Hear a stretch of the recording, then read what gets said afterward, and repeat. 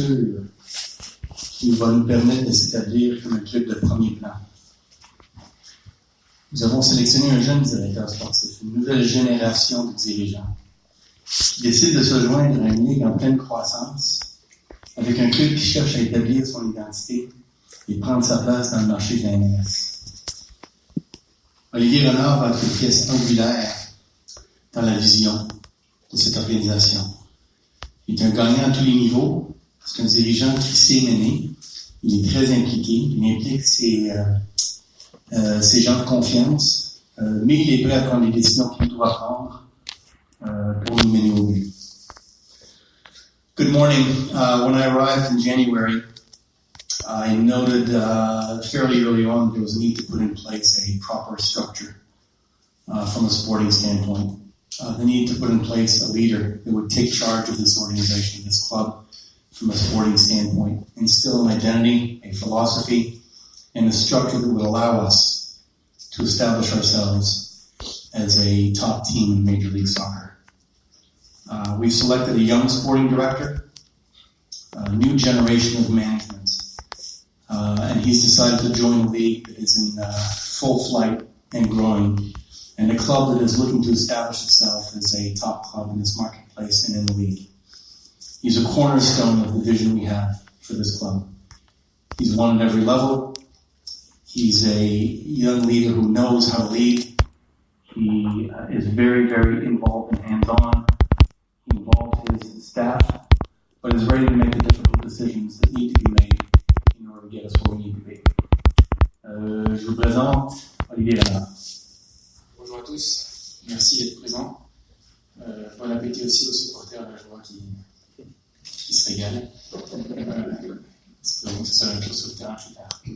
Donc voilà, c'est avec grand plaisir que je suis ici présent et je suis à l'écoute de vos demandes et j'essaierai de répondre avec le plus grand professionnalisme possible. Je te mentionne pour les questions, s'il vous plaît. Frédéric. Bonjour, bienvenue d'abord. Une grosse question par rapport à votre arrivée. On parle de la particularité de la MLS. C'est un circuit particulier dans le convention collective qui peut être renégocié notamment. Qu'est-ce que vous pouvez dire aux gens qui s'inquiètent de votre méconnaissance en guillemets ici de la MLS? D'un côté, s'il y a des inquiétudes, ça me fait plaisir parce que ça a commencé comme ça quand j'ai commencé comme directeur sportif il y a 6 ans.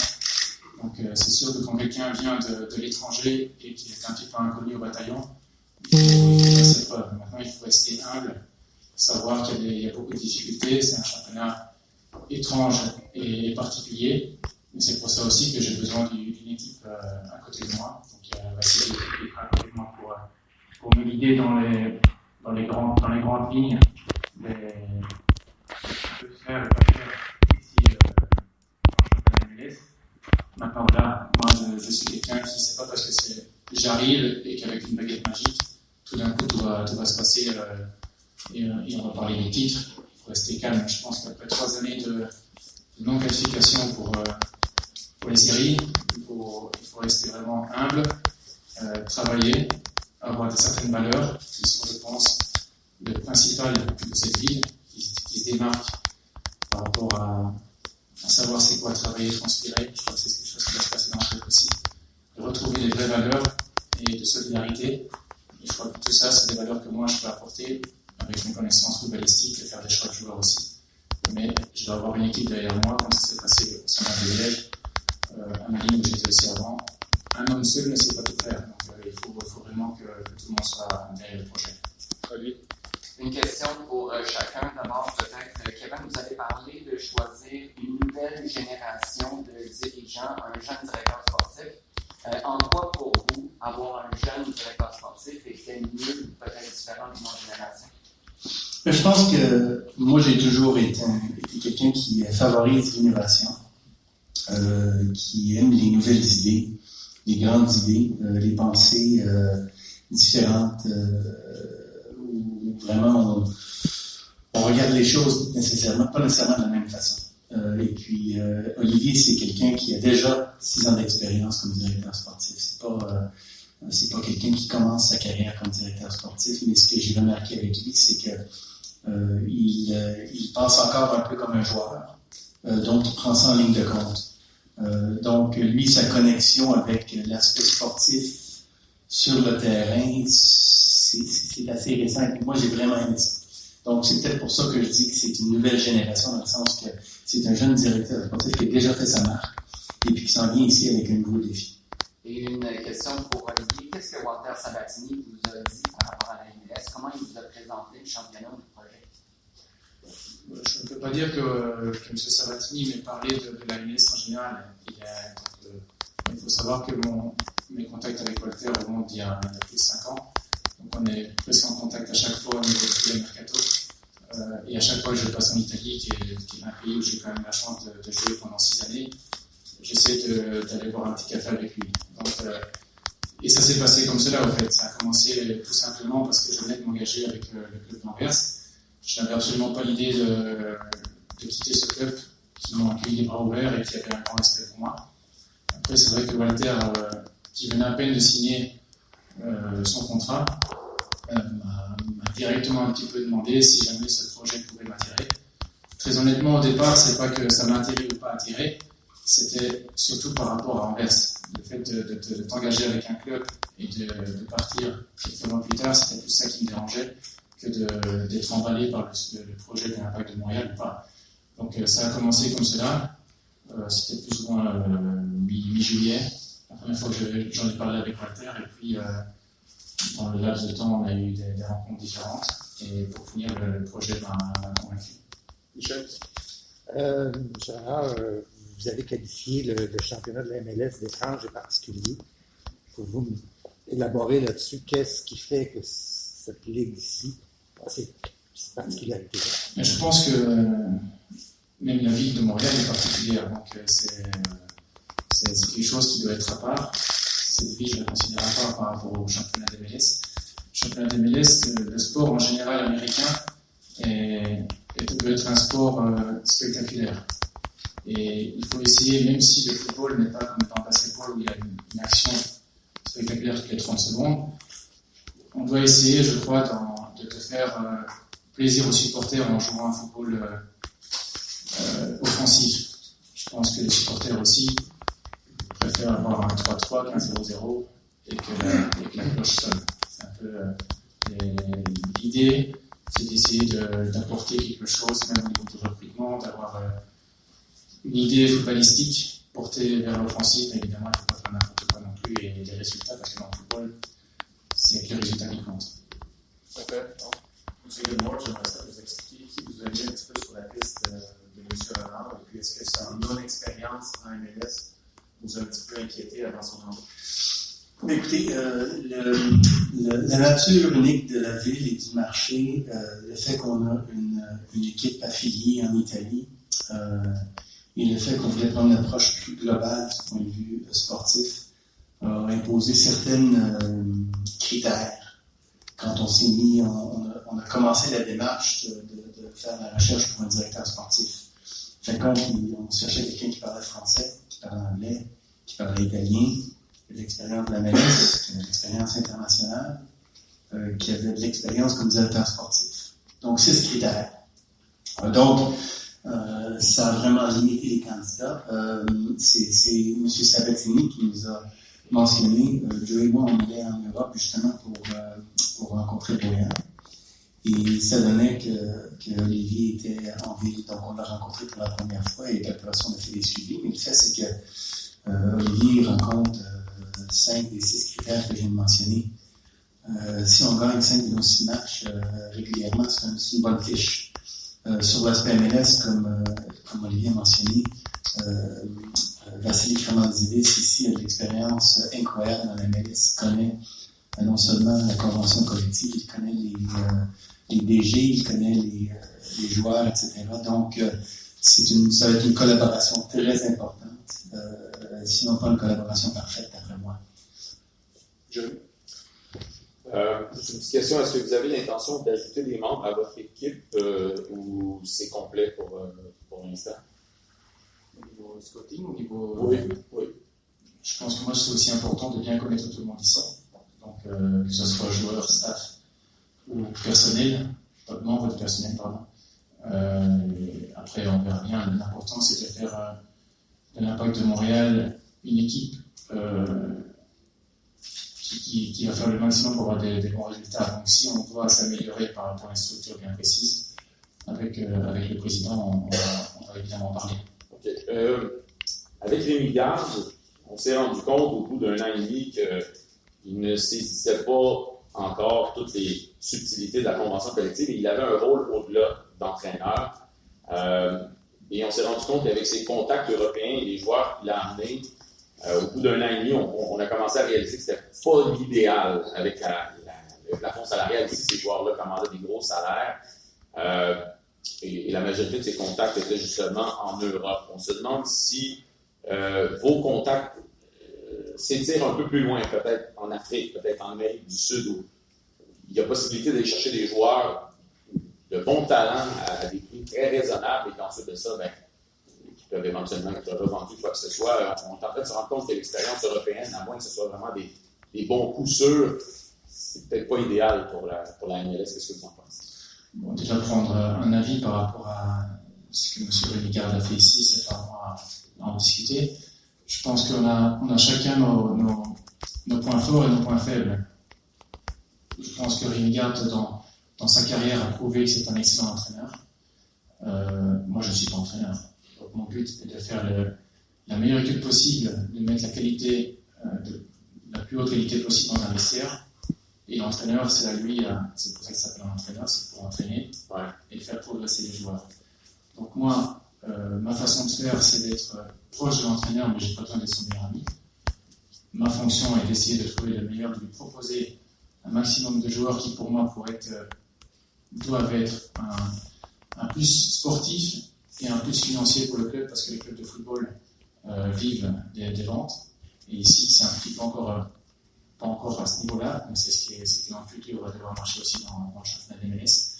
Je sais que ça a très bien marché de ce que j'ai fait dans le club de Mali, mais aussi en Liège, avec notamment beaucoup d'Africains aussi.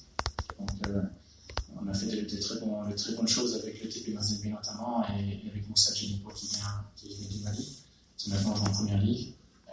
Donc, il y a aussi des très bons joueurs européens qui font des beaux jours d'autres clubs de MLS. Je pense qu'évidemment, il y a des échecs comme dans tout le monde, dans tous les clubs, pardon. Et moi, je vais faire des échecs aussi.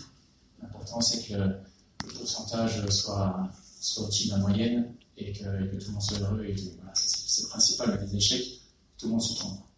Jessica, in English, in the best. Hi.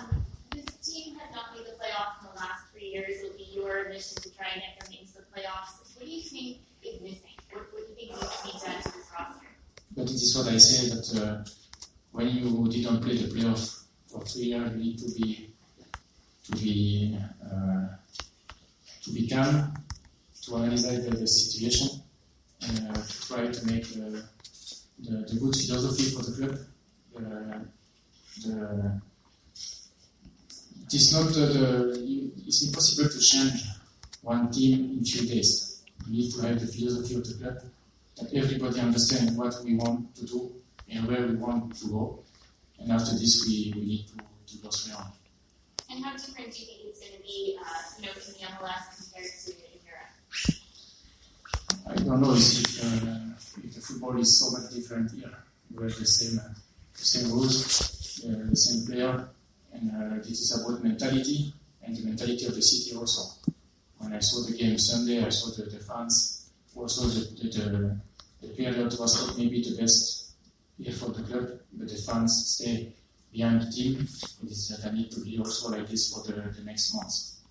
Just like for Kevin, we've seen people from Europe come to the MLS and maybe haven't had the easiest time adjusting. What do you think it is that LA is coming that you feel like he will be able to adjust well? Well, I think obviously historically he's shown he's been able to come up and join teams that were struggling and turn things around. That he's shown a keen eye for young talent that fits an MLS budget, but may be the kind of talent that eventually can go above and beyond and be important players on a global stage. And listen, the fact is, once again, I said he's been at this for 6 years. He's young. If we're talking about a sporting director who's been in Europe for 40 years, the adjustment may be a little more difficult. But in our discussions, it became very clear to me that his adaptability and his thought process, his vision, was very much aligned with what we're looking to do here. Kevin, when it comes to the final say, whether it be, does he have full power to make all the player personal decisions, or still have to grow up Sabatini to be able to yourself? Well, listen, there will be consultation discussions with Walter and with Bologna, because we'd be foolish not to work together. We've seen this year a few players come over. Walter was instrumental in getting us on the Bojan path. So that is something that he's going to continue to do, and even more so because he's got a long relationship with Walter. But the final decision, as it relates to the Montreal impact, will be his. With Montreal, when you look at this roster right now, you mentioned patience. Do you see this team instant contender, or are you going to build it up slowly to become a perennial contender? You never know. When you want to change something in the team, and I think that also it is a reality when you didn't play the player for 2 years, something you need to change also.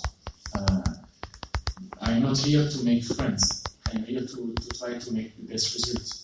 And believe me, when you make result, you have many friends. It is the way of the football. And but my way is not to come here to change, for only to change. It's to try to make the best result for the team, for the fans. Une question pour le président, d'abord et ensuite pour M. Renard. Quand vous avez été présenté en début de saison, la première question que je vous ai posée, c'est si vous aviez l'intention de faire entrer un peu l'impact dans l'économie globale du soccer au niveau justement des achats de joueurs, des reventes. C'est quelque chose que vous aviez déjà un peu identifié comme une opportunité d'aller chercher un peu de revenus extra. À ce niveau-là, est-ce que vous avez déjà établi une stratégie où vous allez établir au niveau justement du budget alloué, que ce soit clair, comment le club va procéder à ce niveau-là, combien on va investir, si on a des objectifs clairs à ce niveau-là au niveau du retour qu'on aimerait avoir, ainsi de suite. C'est des choses que vous allez discuter avec M. Renard ou c'est déjà un peu en place? Non, c'est des choses qu'on va discuter. La réalité, c'est que c'est un des atouts que Olivier a démontré qui nous a vraiment intéressés, parce qu'on doit se pointer dans cette direction-là. C'est une réalité du sport. Même la Ligue a été très claire que c'est quelque chose qu'elle aimerait voir de plus en plus. Et on le voit déjà. On voit des exemples concrets de ça. Donc, nous autres, on doit vraiment regarder ça de façon très proche. Et puis, l'arrivée d'Olivier, vraiment, va nous permettre d'amener une expertise qu'on n'avait pas avant. Est-ce que la Ligue semble vouloir modifier un peu les restrictions qu'il y a au niveau, justement, surtout la revente de joueurs, parce que ça risque de changer au cours des prochaines années? Je ne peux pas commenter sur ça, je ne sais pas. Pour M. Renard, bonjour, tout d'abord, bienvenue. Quand on parle justement d'identité, c'est un mot qui est parfois galvaudé, qui est très général, mais vous, pour vous, qu'est-ce que c'est l'identité d'un club et comment vous comptez justement instiller un peu à cette organisation une identité claire, surtout sur le terrain? Vous savez, j'ai déjà entendu un petit peu parler de la connexion avec Bologne. Je pense que c'est important de dire que l'identité du club, ça serait très, très maladroit de ma part de venir de l'étranger, de dire je vais décider l'identité du club demain. C'est impossible. Je dois prendre connaissance de où je mets les pieds, de style de vie, de caractère, d'humour, pour pouvoir décider une ligne de conduite. C'est plus une ligne de conduite qu'une identité. Par contre, l'identité de ce club n'est pas du tout la même identité que Bologne. Donc c'est vrai qu'on a le même père, le père c'est le proprio, mais on n'a pas la même mère, c'est plus un demi-frère, je veux dire Bologne. Donc on a la chance de pouvoir, si je dis le mot profiter n'est peut-être pas le bon mot, mais je ne prends pas le mot qui vient maintenant à la tête, des connaissances d'un football européen, d'un championnat réputé comme l'Italie, d'avoir des joueurs comme les joueurs qui sont entrés chez nous maintenant, de profiter de cette situation-là, on doit le faire. Si on ne le fait pas, c'est qu'on est fou. Maintenant, on n'est pas le club satellite de Bologne. Il faut avoir notre propre identité. La façon dont nous voulons construire cette équipe va être claire, d'une façon de jeu, une façon de recruter. Et ça va prendre du temps aussi. Généralement, quand tu changes un petit peu ce que tu as envie de faire, ça prend parfois 2 mercato. Parce que c'est avec les règles, avec tout, avec le budget, c'est un peu généralement mon laps de temps que j'ai mis dans mes équipes précédentes. Oui, bonjour. Bonjour Kevin. Kevin, la première question pour toi. J'essaie de comprendre un peu comment ça se passe. Walker Sabatini, c'est comme lui qui a repéré Olivier. C'est lui qui vous a mis également sur la piste de Boyan. Ça semble, est-ce que c'est lui qui dirigerait quelque part l'impact? Il me semble que ça fait plusieurs fois qu'on parle de lui là, ici, puis il me semble être quelqu'un qui supervise tout ça sans qu'on... Je veux dire, premièrement, Walter nous a mis en contact avec Olivier, mais il y avait d'autres candidats aussi. Et c'est nous qui avons pris la décision d'engager Olivier, c'est pas Walter. Boyan, c'est pas le seul joueur qui nous a été suggéré. C'est le seul joueur qui nous a été suggéré par Walter qui s'est retrouvé ici à Montréal. Donc, c'est une collaboration très étroite qui va être encore plus étroite maintenant avec Walter et l'équipe à Montréal. Olivier, qu'est-ce que vous connaissez de Montréal? Êtes-vous déjà venu? Est-ce que c'est votre première visite? Est-ce que vous êtes venu en vacances auparavant? Je suis venu il y a 15 jours. C'est la première fois? Je vais dire en vacances, plus pour rencontrer un peu les gens que je devais rencontrer. J'étais avec ma femme pour voir aussi. J'ai un cousin lointain qui habite ici, pas très loin depuis 20 ans, et j'étais le seul de la famille à pas lui rendre visite. C'est le moment. Mon autre question, c'est que j'ai entendu, désolé. Mon autre question parle beaucoup de l'identité du club et tout. On sait qu'il y a ici un propriétaire qui est extrêmement présent, qu'on a vu encore dans les vestiaires après un revers cette année. Comment vous pensez que vous allez composer avec ça? Vous savez, le propriétaire, c'est le patron. Donc il fait ce qu'il veut, et j'ai toujours respecté ses décisions. Maintenant, c'est vrai que quand il y a des personnes choisies au niveau sportif, il faut parfois aussi discuter avec les personnes que tu as fait venir. Donc, moi, si on me pose des questions, je donnerai toujours mon avis, que ce soit même pour un coach. Je n'ai jamais obligé un coach d'aligner un joueur. Par contre, je suis toujours à l'écoute de demander si lui me demande mon avis, j'ai toujours le donner. Donc ça, on doit pouvoir s'entraider dans un club. Je veux dire, si tu penses réussir tout seul, alors tu te trompes de sport. C'est pas un sport collectif. Le tennis, tu es tout seul, tu fais ce que tu veux. Ici, dans un sport collectif, que ce soit un staff, tes adjoints ne sont pas toujours là pour te dire t'as raison. Comme moi, mais mon équipe de scouting, j'adore quand quelqu'un me dit est-ce que tu es sûr? Vérifie encore un petit peu, parce que ça t'ouvre un peu les yeux sur une situation. Donc je pense qu'aussi un staff, un coach, doit être content d'avoir un staff qui demande est-ce que tu joues à 4, à 3 derrière, sans gardien, on invente un petit peu. Il faut pouvoir avoir des gens qui de temps en temps te donnent des conseils ou tout ça. Donc voilà, ça c'est un peu la situation. Antoine? Bonjour. Ça prendra du temps pour les changements, mais il y a des dossiers qui sont assez urgents avec la prochaine saison, avec les changements également. Quelles sont vos priorités? Est-ce que c'est l'entraîneur? Est-ce que c'est le dossier de Nacho Piatti, par exemple? Est-ce que c'est la création de réserve? Quels sont vos premiers grands chantiers à résoudre rapidement? La priorité, c'est que ça c'est sûr et certain.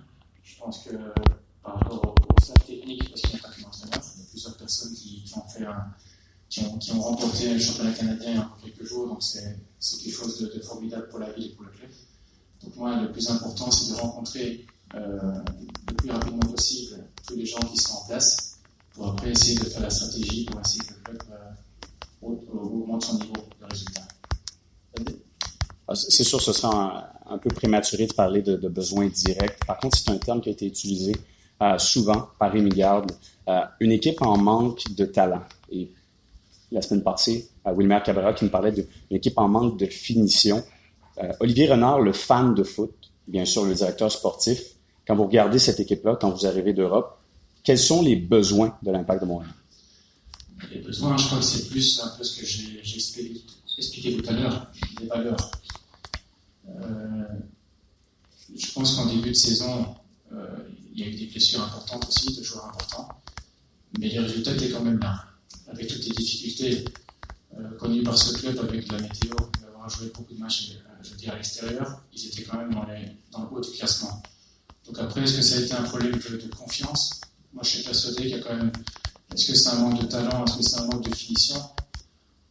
Croyez-moi que le mot important dans le football, c'est la confiance. Et quand tu te sens qu'il y a ton public derrière toi, qui va te soutenir encore plus fort, et même la direction qui soutient un certain joueur qui sont en difficulté par moment, être en difficulté, tout le monde est en difficulté à un moment. Et si tu n'as pas le soutien des gens au-dessus de toi, tu vas t'écrouler. Donc je pense que c'est tout ça. Après, le changement, c'est ce qu'il faut l'apporter. C'est pas maintenant à moi à dire quelle position. Je trouve que c'est à renforcer le plus possible, c'est la cuisine interne.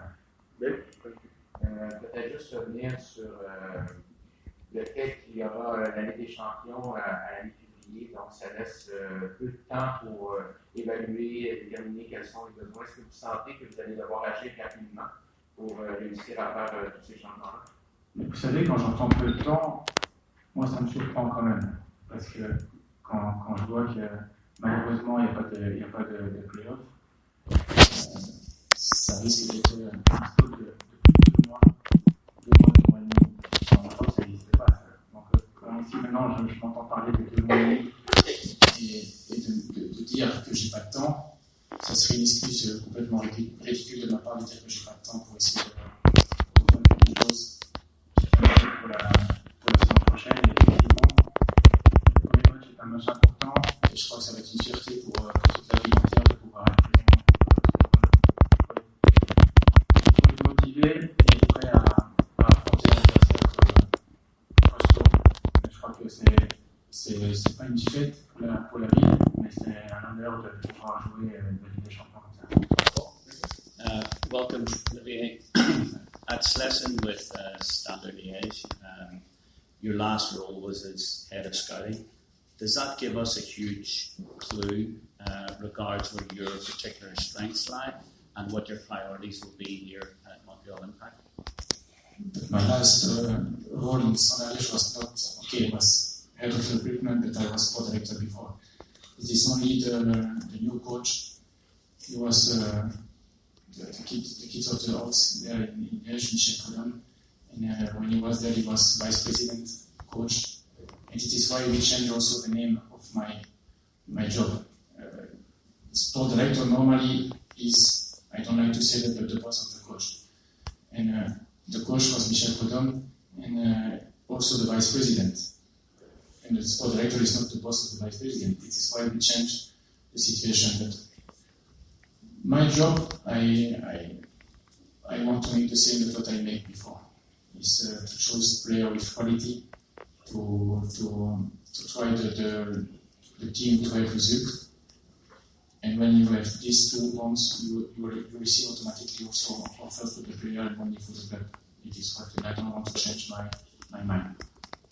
Thank you. En fait, il y a 2 petites questions. Une que je veux clarifier avec Kevin. Au niveau là, de Wilmer Cabrera, c'est quoi votre plan, votre échéancier pour en arriver à prendre une décision d'un côté ou de l'autre OK, d'accord. Pour Olivier d'abord, l'échéancier, est-ce que vous avez prévu une fenêtre de temps pour déterminer qu'est-ce que vous voulez faire avec le poste d'entraîneur-chef? Non, il y a un match dimanche, donc on va déjà terminer la saison en espérant avec une bonne prestation et les 3 points. Après, le prochain match, ce sera ce que nous avons parlé tout à l'heure. Donc il y a un long laps de temps. Moi, je veux prendre le temps de bien connaître les personnes, de voir comment les gens se sentent ici. C'est aussi important. Et après, on va avancer tous ensemble par rapport aux sensations. Et l'autre question, c'est je vous entends parler un peu de patience. J'ai l'impression que vous envoyez un message aux gens de quand même, ça ne serait pas du jour au lendemain en 2 jours. Vous avez... C'est pas du tout. Mon mot patience n'est pas. En football, parler d'année de transition, il ne faut pas le faire. Parce qu'il n'y a pas d'année de transition dans le sport. Il faut pouvoir. Dans le sport, il y a quelque chose à faire, c'est prendre des résultats directement. Et si la mayonnaise arrive à tomber directement, tant mieux. Maintenant, quand on parle de patience, je ne sais pas si j'ai utilisé ce mot-là tout à l'heure, mais c'est plutôt rendre confiance aux gens que l'Impact de Montréal peut être un club important. Mais il faut être, c'est peut-être la 3e fois que je le dis, humble de savoir qu'on part comme de loin, parce qu'après 3 ans de non-qualification, j'ai connu cette situation quand je suis arrivé au Standard, qui est un club important en Belgique, avec énormément de supporters, de très bons supporters. Et le club avait je pense, participé 2 fois de suite au Playoff 2. Notamment quand je suis arrivé, on a fait ça, on avait gagné la Coupe de Belgique. Donc cette situation-ci, je l'ai connue dans le passé. Donc il faut rester cool. Parce que même dans les moments difficiles, si tu paniques, comme un coach, si tu paniques, tu changes de tactique tous les week-ends ou tous les 3 jours, ou tu changes d'équipe tout le temps, c'est peut-être pas forcément le meilleur signal à faire par rapport à ton groupe. Bon, parfait. Jessica, le bas. Sorry, can you just get in English, just an update on the coaching situation? What is the plan going forward? Will Wilmer Cabrera, be a candidate to continue to be the head coach of the Impact next season? But I am here for 2 days, and I was one day before the game. My first game was the game. After the game, the player received also 2 days off, and it is now the moment to speak with the coach, to see what he think about the city, what he think about himself, and about the club. And after this, we take we analyze the situation for the club. The more important thing in football is the club. It's not the player. It's not the dirigent. It's the club. It is what I want to try to explain. The football can change very fast. No, okay, the club is disappointed that the season finished now. We didn't play the playoff, but now the focus is to the next season to make what we need to make. Question pour M. Gilmore. Vous parlez préalablement du spectacle à particularité dans les week-ends, c'est-à-dire que c'est un show qui va être plus excitant que ça. Est-ce que c'est un des mandats du directeur sportif de rendre cette équipe plus excitante, voire plus offensive? Je pense que c'est pas nécessairement un mandat, mais c'est un constat. Tant de ma part que de la part de n'importe qui regarde la MLS et qui se rend compte que en Amérique du Nord, c'est quelque chose que les supporters recherchent. Donc, c'est pas un mandat, c'est plus une observation, un constat qui, j'imagine, presque unanime. Une question pour chacun, encore une fois. Kevin, la MLS met beaucoup de ressources à disposition des clubs d'un point de vue business. Si je ne me trompe pas, tu as passé beaucoup de temps dans les bureaux à ton arrivée pour savoir comment ça fonctionnait. Est-ce qu'il y a la même chose du côté technique pour des directeurs sportifs, par exemple?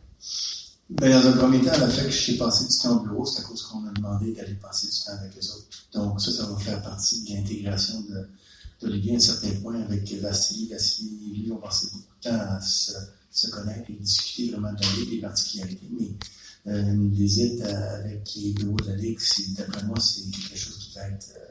ça va faire partie de l'intégration. Et Olivier, pour revenir sur l'aspect du coach, vous n'avez pas donné d'échéancier, mais est-ce que dans votre tête, il faut avoir statué sur le coach de l'an prochain avant de commencer à prendre des décisions importantes sur les cas de Nacho Piatti ou sur le recrutement de nouveaux joueurs? Pas forcément. C'est pas maintenant. Je n'ai pas l'intention de parler d'un joueur ou de l'autre. Je dois rencontrer les gens. Mais c'est vrai que c'est pas une nécessité de prendre des décisions ou d'attendre avant de prendre des décisions par rapport à X ou Y. 2-3 autres questions de Jérémy. Kevin, j'ai une petite question. Bon, on a parlé de peut-être pas commencer à rêver des championnats tout de suite, sauf qu'il y en a un au printemps qui est là, qui est à votre portée.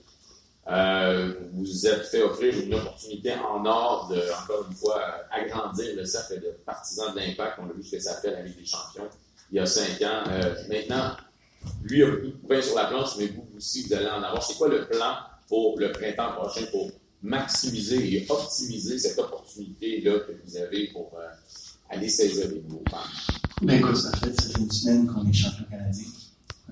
Donc, une des choses qu'on s'est dit presque le lendemain après, j'ai rencontré mon équipe de marketing, mon équipe de vente, et puis commencé à parler comment est-ce qu'on peut maximiser le retour qu'on va avoir tant maintenant que le printemps prochain avec les Ligues des Champions. Je pense qu'une chose qui c'est dommage, mais moi je l'ai remarqué mercredi, l'importance d'un championnat national pour les joueurs, ça m'a frappé. Parce que nous autres, c'est en Amérique du Nord, on ne se rend pas compte de ça. Si la Ligue nationale avait un tournoi similaire où toutes les équipes de hockey canadiennes jouaient dans un knockout, là, tout d'un coup, ce serait « Ah oui, c'est ça. » C'est même que je l'explique. Donc, c'est dommage parce que les gens, sauf les vrais connaissants du sport, ne se rendent pas compte de l'importance du championnat canadien. Ils se rendent compte de l'impact de se retrouver dans la Ligue des champions, mais les championnats comme tel cette année. Donc, ça, c'est quelque chose qu'on doit travailler avec Centre Canada pour ramener un peu plus d'ampleur. Mais on commence à regarder comment est-ce qu'on peut maximiser le retour sur ça. La deuxième question, on le sent vivement chez les partisans. Les gens ont le goût d'embarquer avec les nouvelles idées de l'impact de Montréal. Vous n'êtes ici que depuis le mois de janvier, mais moi, ça fait plus de 15 ans que je suis à la couverture de l'équipe.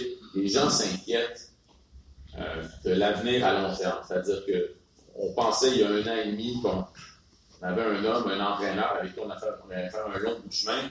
Là, il n'est plus là. Je pense que les gens ont besoin d'être assurés que M.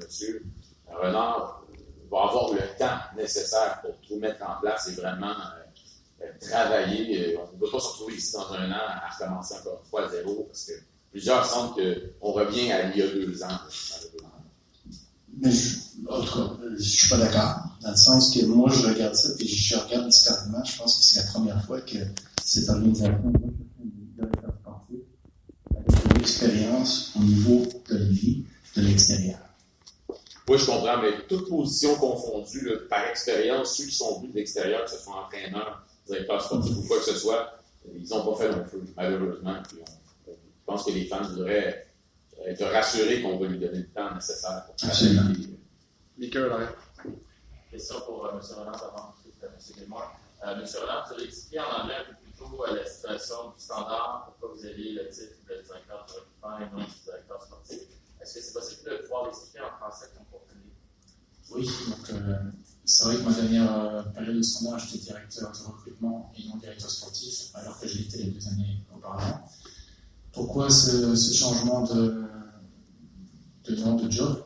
Tout simplement parce que l'entraîneur qui est arrivé en place a été nommé aussi comme vice-président. Et je n'aime pas utiliser ce mot-là, mais généralement un directeur sportif est le chef d'un entraîneur. Et là, dans ce cas-là, c'était l'entraîneur était vice-président. Donc un directeur sportif ne veut pas être le chef du vice-président. Donc c'est pour ça qu'on a essayé de trouver une... Et très honnêtement, le nom ou l'étiquette qu'on donne dans le dos dans une fonction ne m'intéresse pas trop. Le plus important, c'est de savoir qui fait quoi. Donc moi, mon job, et je l'ai expliqué tout à l'heure, c'est essayer de donner le maximum de joueurs pour augmenter le niveau de jeu avec un potentiel de rebond à toutes les positions, de présenter ces joueurs-là à un entraîneur, parce que c'est aussi généralement mon style, c'est de ne pas imposer un joueur à l'entraîneur. L'entraîneur regarde les joueurs, et s'il y a B, C, D, il me dit je peux faire A et B. En fonction du budget, on essaie de finaliser comme ça. L'entraîneur est aussi impliqué dans l'arrivée d'un joueur. Et je crois que c'est la meilleure des méthodes, et ça a marché dans les clubs par où Également, on a vu des espoirs en M. Garde lorsqu'on l'a embauché avec l'extérieur avec une grande réputation. Est-ce qu'avec le recul, vous auriez mis plus d'efforts ou un peu plus vous auriez mis plus haut de priorité le fait d'embaucher un directeur technique avant pour asseoir justement la culture dont on parlait depuis quelques années? Comme j'ai dit au début, c'est une priorité, mais les choses doivent prendre leur temps. On veut faire une bonne décision. Olivier mentionnait qu'il ne faut pas paniquer, il ne faut pas aussi se presser quand on a des décisions très importantes à prendre. Comme j'ai dit plus tôt, Olivier, ce poste-là, et Olivier maintenant, c'est une question angulaire. Donc, on a pris le temps d'aller chercher, de parler avec les candidats et trouver le meilleur candidat, c'est ça qu'on a fait. On termine avec Bruno Carcazzo.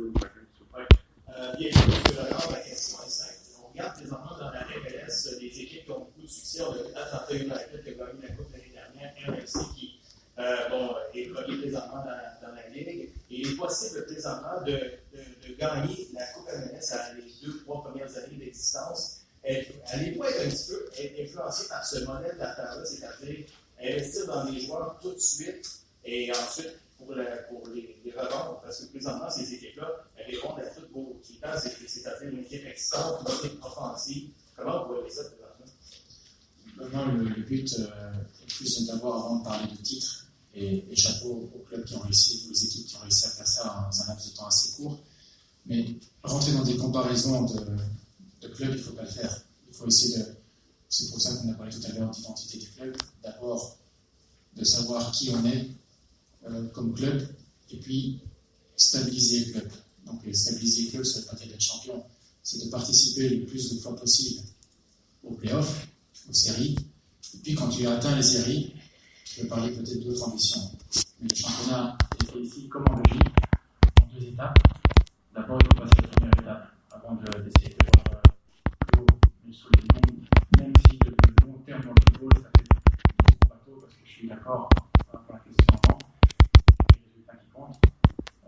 Mais je pense qu'après les années un petit peu des difficultés ici, c'est vraiment de trouver une stabilité morale, de confiance et sportive. Pour la question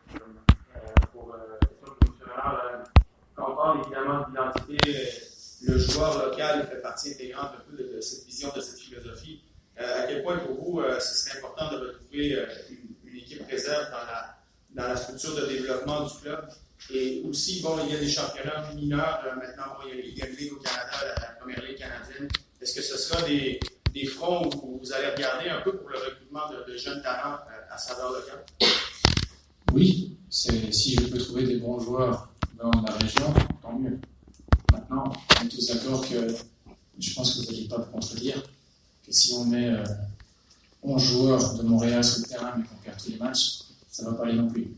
Donc l'important c'est le résultat et faire maintenant, comme je l'ai dit, si on peut avoir des joueurs de la région où les supporters s'identifient encore plus, ben c'est sûr. Maintenant, je crois qu'on est une académie qui travaille bien et il faut que la porte soit ouverte vers l'équipe première aussi. Donc, le signal vers les jeunes doit être important. Je crois aussi dans l'équipe, sans citer de nom, il y a certaines positions où il y a peut-être 3 joueurs étrangers pour pouvoir jouer avec la même position.